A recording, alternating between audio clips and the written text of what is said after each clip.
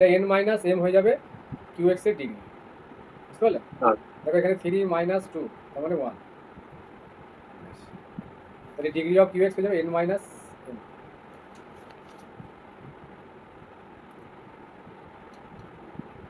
আর আর x এর degree, আর x এর degree 0 হবে।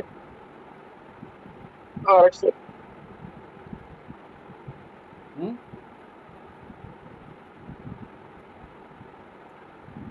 আর এক্স এর ডিগ্রি কি 0 হবে? আর এক্স যখন নিজে 0 হচ্ছে তাহলে না না ডিগ্রি না কত? না, 0 পলিনোমিয়ালের ডিগ্রি জানো? আনডিফাইন্ড কি? ইন মাইনাস ইনফিনিটি, 0 পলিনোমিয়ালের ডিগ্রি মাইনাস ইনফিনিটি। তাহলে আর এক্স এর ডিগ্রি মানে আমি 0 পলিনোমিয়াল হিসাবে ভাবছি আরেকটা, মানে যেহেতু 0 হয়ে যাচ্ছে তাহলে এর ডিগ্রিটা মানে যখন এটা 0 পলিনোমিয়াল তাহলে ডিগ্রি মাইনাস ইনফিনিটি। আর যখন 0 হবে না, নট ইকুয়াল টু 0, তখন কত কি বলা হবে এটাকে?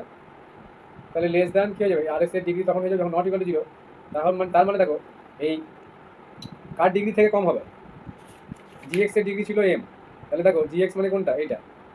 তাহলে আর এক্স এর ডিগ্রি কি সবসময় জি এক্স এর ডিগ্রি থেকে কম হবে না? রিমাইন্ডারের ডিগ্রি সবসময় এইটা থেকে কম হবে, তাহলে তো আবার ডিভাইড করতে হবে, বুঝতে পারলে?